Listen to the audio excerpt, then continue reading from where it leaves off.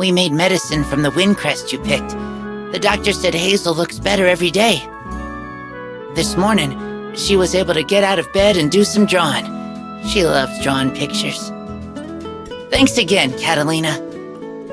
From Al. And Hazel. P.S. Please visit Foca when you have a chance.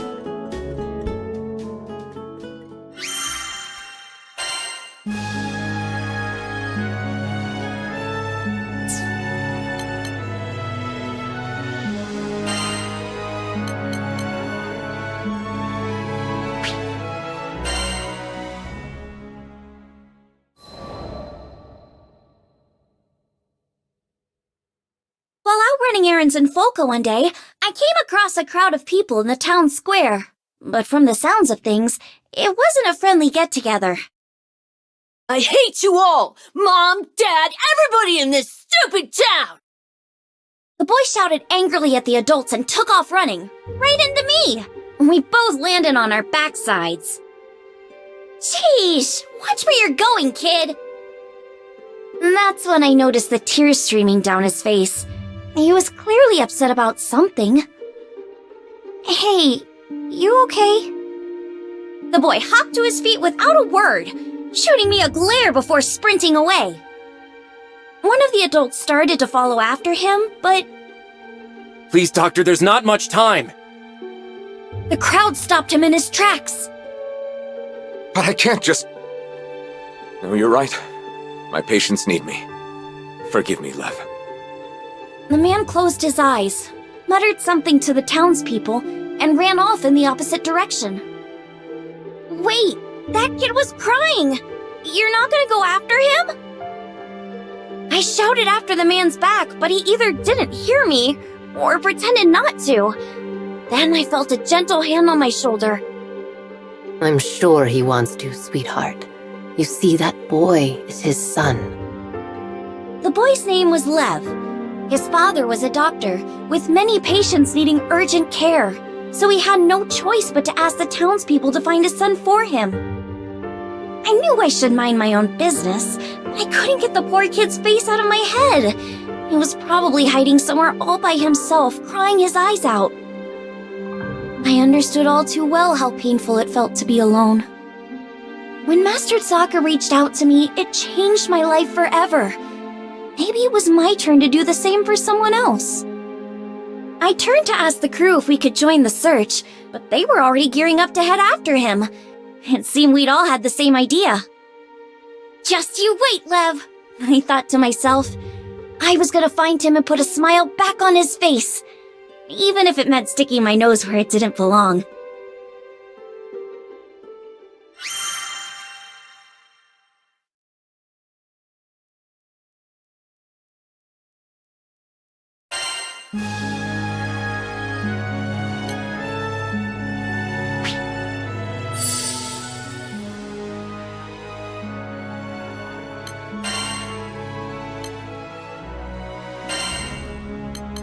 I'm ready to fight!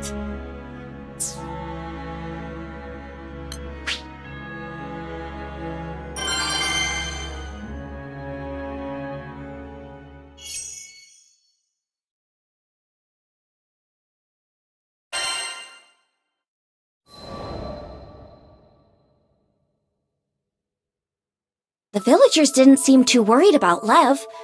According to them, he'd have to venture much deeper into the forest before encountering any monsters. But that wasn't the issue. It seemed like nobody wanted to talk about why he'd run off in the first place. It was an obvious cry for help, and nobody was helping. I went through the same thing back in the day. Even after I met my master, there were times when the loss of my parents was just too much to bear. I didn't go so far as to run from home, but I'd sit alone in the corner of my room, hugging my knees to my chest and crying. Whenever Master Sokka found me like that, he'd always perform a silly magic trick to cheer me up. Just like me, all Lev wanted was for someone to find him, to take his hand, so he went off on his own in the hopes that someone would come for him. I'm sure he knew it was selfish, but it was the only card he felt he had left. Do you think this means Lev doesn't want to live at home anymore? I had a feeling that wasn't the case. He's probably just going through a rebellious phase. Oh, that's when kids start arguing and acting out, right? Catalina told me it's pretty common. Did you have a phase like that? Lyria's question was innocent enough, but I was too embarrassed to admit that I'd ever got off alone because I wanted someone to pay attention to me. Heck no! That's not something befitting of a grown lady like myself. So what if I told a little lie? Our biggest concern right now was Lev, who was out there, probably crying with his back up against some rough, silent tree. He needed a friend, and I was more than determined to be one for him.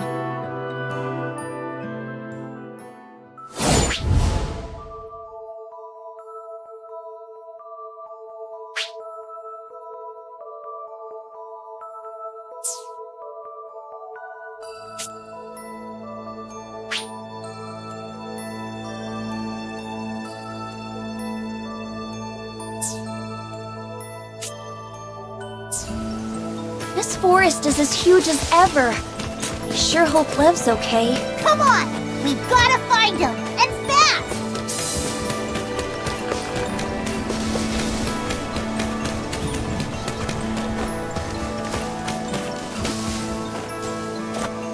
Wait, we're still on the edge of the forest, right? What are goblins doing here? Now, everybody! Welcome to the forest!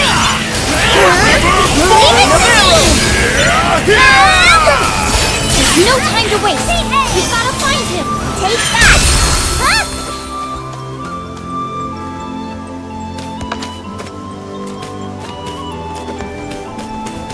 Watch out for the flyers! We're gonna need that magic of yours, Yo!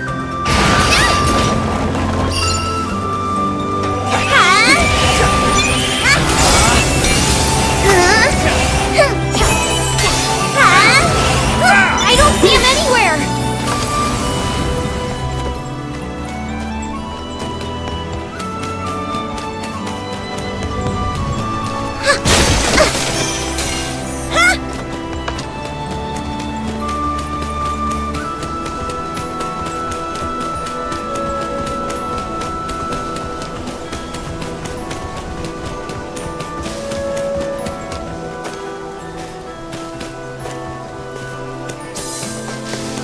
That's a lot of monsters!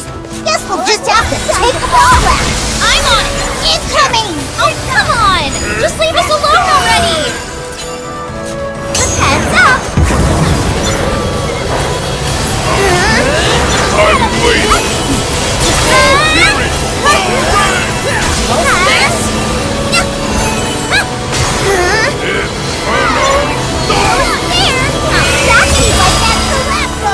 Lev's all alone out there! Come on!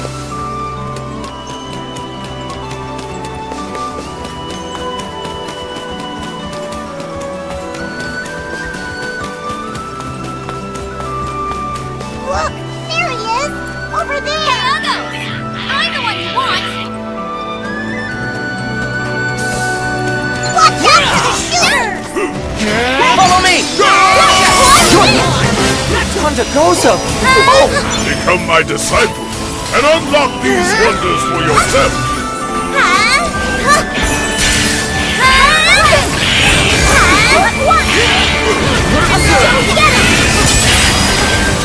I need your aid! Watch your feet!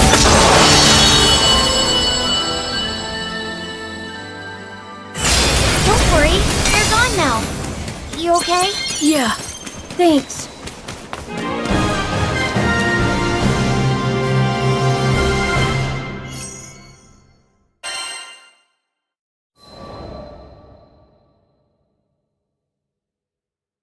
We were lucky we found Lev when we did, or he would have been Monster Chow.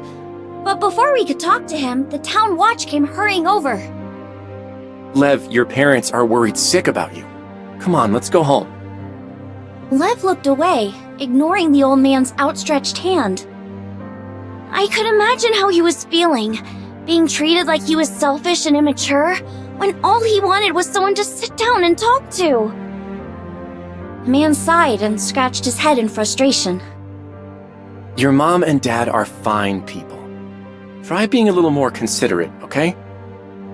Lev immediately bristled at those words, breaking his silence. What do you know? This is all your fault! Knocking the man's hand out of the way, he turned and ran deeper into the forest. It was like watching a scene from my own past, but I wished he'd get a grip already. The deeper he went into the forest, the more likely he was to get attacked. We had to hurry.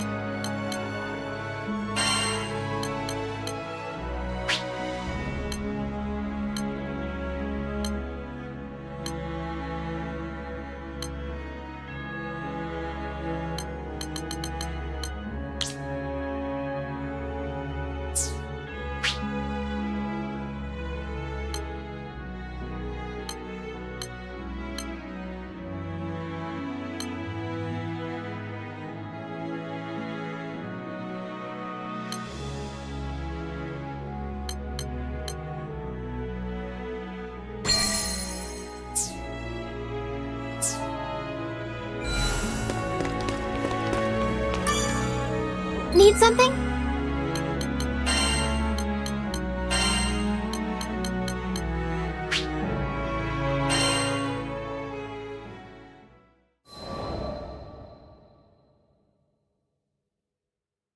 We all split up to search for Lev so we could cover more ground. I didn't see any trace of him at first, so I thought I must have gone the wrong way. But then I noticed footprints that looked like someone had slipped over a nearby ledge. And sure enough, when I peeked down, I saw a familiar figure sitting hunched over, knees to his chest. He looked a little scraped up, but didn't seem to be hurt badly. I was just glad I'd managed to find him still in one piece.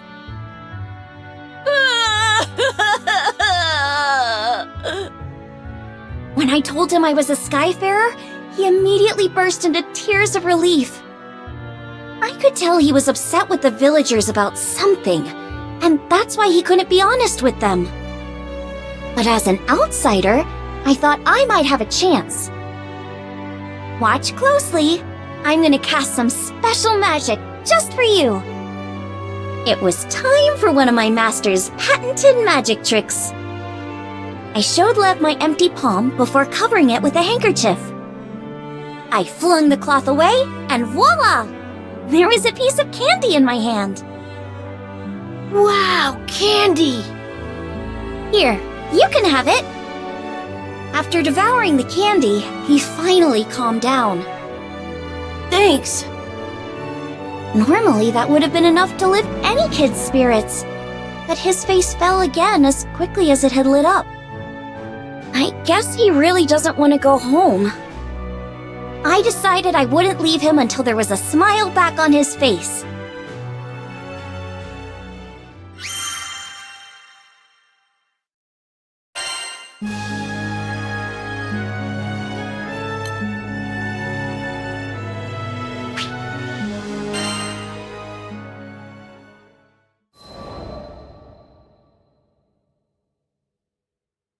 While we were still deep in the woods, I decided to ask Lev up front. Why did you run away? He hesitated at first, but after seeing that I was serious, he started to open up. My mom and dad used to work as doctors in Tempeal.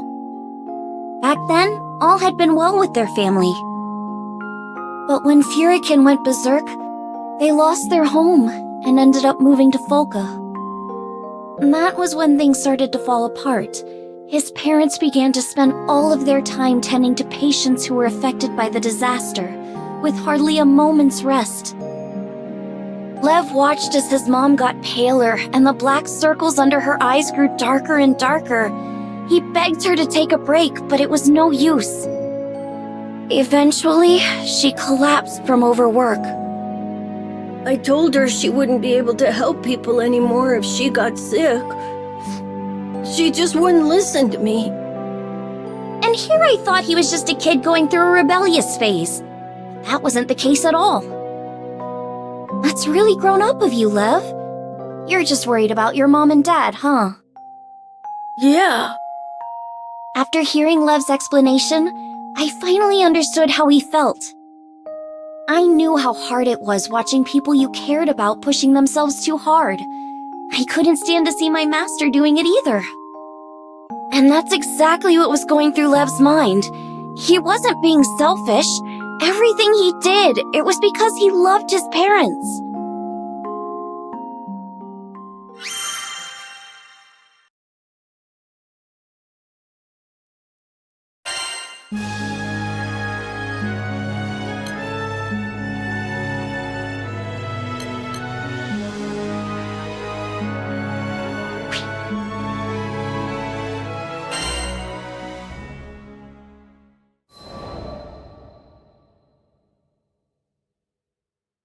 If it were me in his shoes, I'm sure I'd be worried sick about my parents too. There's nothing wrong with worrying about your parents. I'm sure they're proud to have a son who cares so much. But what?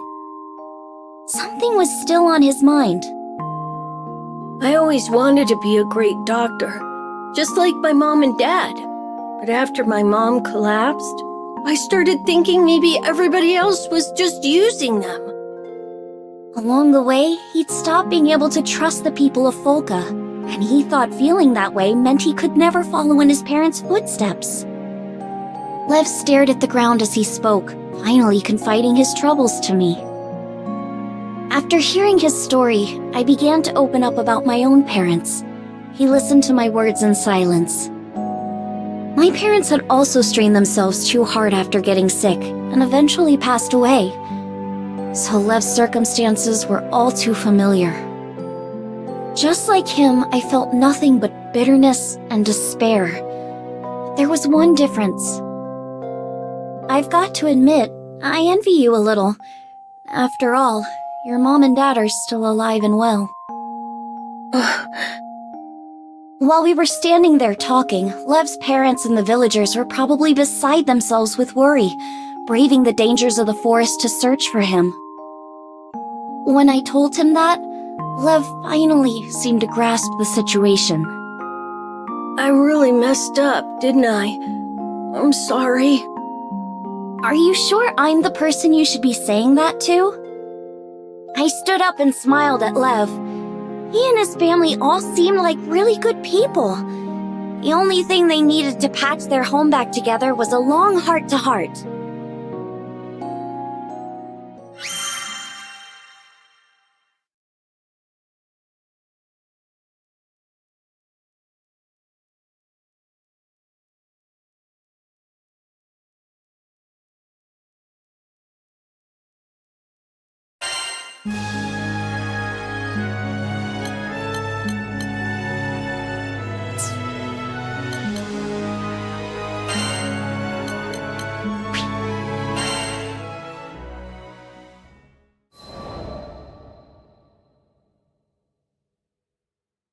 During our stay in Seed Hollow, a certain request made its way into our hands. We were to inspect sightings of a mysterious young girl near the Seed Hollow castle. You don't think she's a ghost, do you? I put a hand on Lyria's shoulder to comfort her and asked the client for more details. According to reports, the young girl appeared to be looking for something. Workers helping with the castle's restoration effort would attempt to approach her, but she would vanish before they could get close. Each sighting would spook another handful of builders, until there weren't enough hands to complete repairs.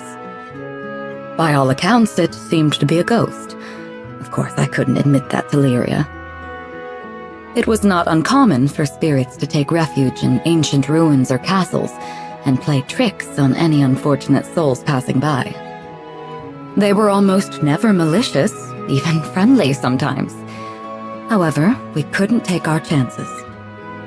I just wished we had more information to work with.